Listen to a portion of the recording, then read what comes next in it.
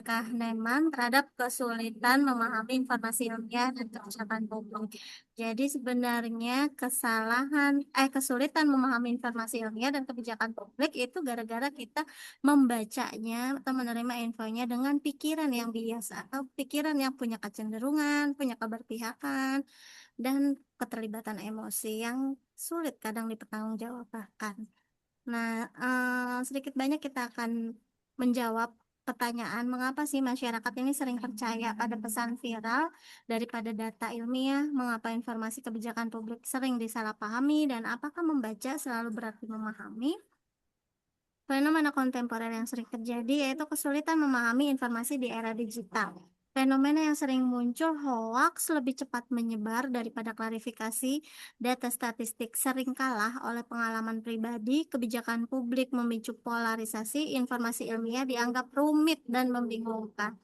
Contohnya vaksin, perubahan iklim, kebijakan pendidikan, dan isu kesehatan mental. Mengapa masyarakat memiliki akses informasi yang luas, skinny, tapi justru semakin mudah terjebak misinformasi. Jadi, eh, analoginya seperti ini. Misalnya ada data ilmiah 0,02% vaksin men, eh, telah mencegah penyakit tertentu misalnya. Nah, kemudian ada narasi yang kurang lebih sejenis. Tetangga saya mengalami hal itu. Nah, itu cuman eh, beda pengalaman yang disampaikan dan data yang disampaikan, tapi kita lebih mudah mempercayai narasi yang berdasarkan pengalaman atau emosi yang dekat ketimbang data ilmiah.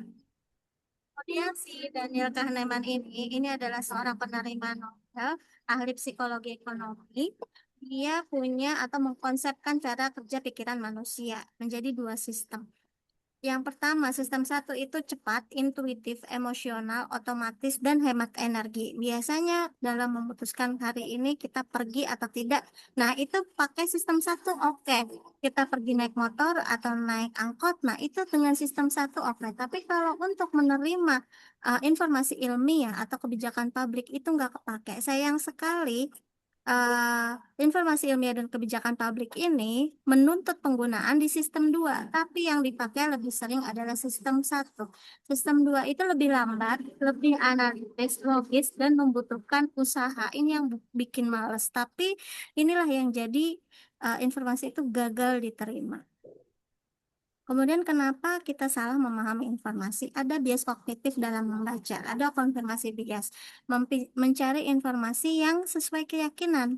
Jadi cuman validasi apa yang kita mau, apa yang kita selera, apa yang jadi selera. Gitu. Kemudian availability heuristik atau jalan pintas menilai sesuatu berdasarkan contoh yang mudah diingat. Itu tetangga saya, itu kerabat kakak saya, ketimbang baca buku gitu. Pengalaman-pengalaman yang ada di sekitar kita itu lebih mudah kita terima walaupun kebenarannya sangat relatif. Kemudian ada framing effect. Keputusan dipengaruhi cara informasi disajikan. Jadi walaupun benar, walaupun eh, bermanfaat di dalam jangka waktu panjang, tapi kalau disajikannya nggak menarik, pakai bahasa yang eh, nggak emosional itu kadang akan tidak diterima. Kemudian ada kognitif isi, informasi sederhana lebih mudah dipercaya. Tadi cerita-cerita, gosip-gosip itu lebih enak dinikmati ketimbang baca disertasi misalnya.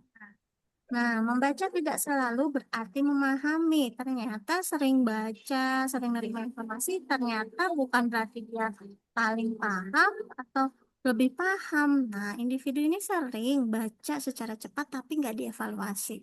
Kemudian menerima informasi tanpa memeriksa sumber.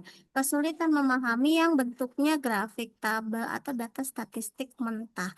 Nah, sulit membedakan fakta, opini, dan interpretasi dari orang lain. Jadi itu udah diinterpretasi oleh orang Aku lain lo masih aja datangnya kita kan dianggap gurih. fakta. Akibatnya pemahaman menjadi dangkal. Nah, kalau pemahaman udah dangkal, dia masuk kategori yang rentan terhadap manipulasi informasi. Jadi mungkin infonya udah dimanipulasi oleh seseorang atau oknum tertentu, dia uh, makan mentah-mentah atau terima mentah-mentah ya. karena dia adalah kelompok rentan. Kemudian dampaknya terhadap informasi ilmiah dan kebijakan publik. Kenapa kebijakan publik itu sulit dipahami? Karena informasi tersebut itu kompleks. Jadi kalau kita nulis skripsi atau tesis saja ada mulai dari latar belakangnya, tujuannya, metodenya, hasilnya, simpulannya. Agak runut gitu ya, itu kompleks, jadi males orang. Kemudian mengandung ketidakpastian. Tentunya yang hari ini kita bilang benar, 2 tahun kemudian bisa jadi tidak lagi benar atau relevan.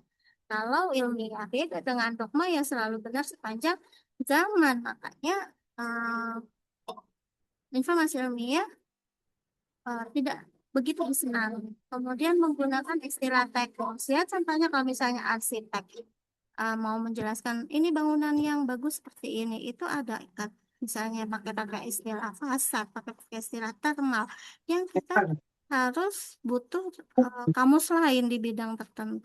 Kemudian sering bertentangan dengan intuisi. Nah, ini Bapak Ibu sedikit banyak temuan-temuan ilmiah atau karya ilmiah itu bertolak belakang dengan intuisi, sering bikin sakit hati ya, bahwa kenyataannya eh, tidak sesuai dengan apa yang kita yakini sepanjang ini, dan kadang kita nggak mau terima pada akhirnya. Nah, contohnya risiko meningkat 0,02%. Misalnya ada teks kayak gitu ya. Nah, itu susah dipahami tuh oleh kita. Dibanding kalau ada orang ngomong tetangga saya mengalami hal tersebut. Nah, narasi yang personal dekat ini mengalahkan data statistik. Sementara kan data-data ilmiah ya dengan cara yang begitu ya, yang apa adanya. Kemudian implikasinya terhadap Jadi HP keterampilan aku mana? produktif.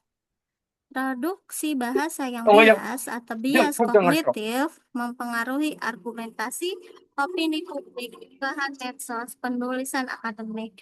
Nah, akibatnya lagi ada generalisasi berlebihan, ada penyebaran informasi keliru, ada penggunaan data secara selektif dipilih-pilih yang sesuai dengan keyakinan aja, dipilih-pilih yang sesuai dengan tujuan aja gitu, bukan yang sebenarnya. Kemudian pada akhirnya ada polarisasi komunikasi juga.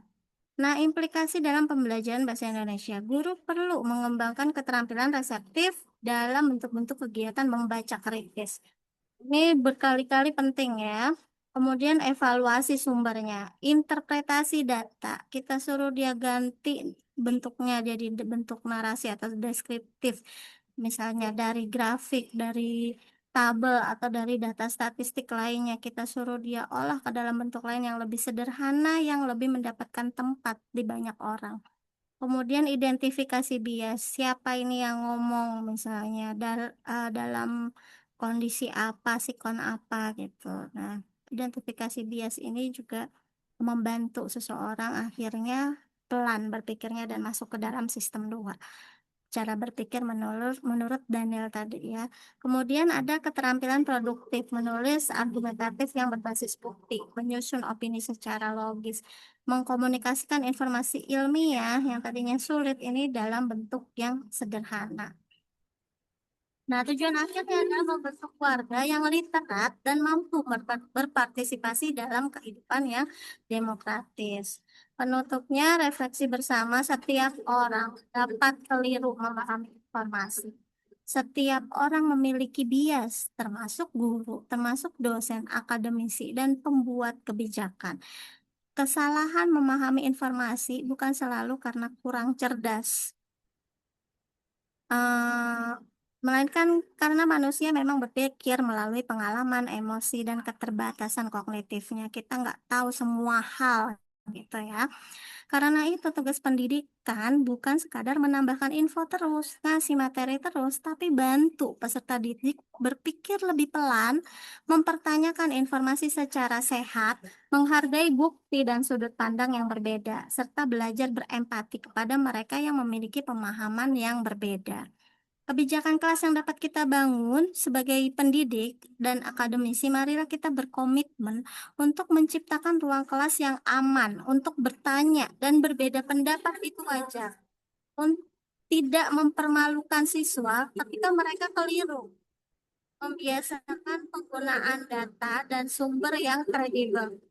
Melatih siswa membaca secara kritis dan menulis secara bertanggung jawab. mengajarkan bahwa mengubah pendapat setelah menemukan bukti baru bukan kelemahan, melainkan itu adalah tanda kedewasaan intelektual. Jadi kebenaran ilmiah itu tidak berlaku sepanjang hayat seperti kitab gitu ya. Dia bisa berubah sesuai dengan eh, kondisi zaman atau kebenaran baru yang memang terbukti ya kebenaran lama ditinggalkan. Sekian Bapak Ibu materi tambahan yang sedikit dari saya. Saya kembalikan kepada Ibu Listi agenda berikutnya. Ya Ibu, terima Silakan kasih Ibu. banyak. Iya Mangga Bu, terima kasih. Makasih banyak Bu Desi. Gimana Bu? Apa kita mau foto bersama? Foto yuk Ibu. Bu.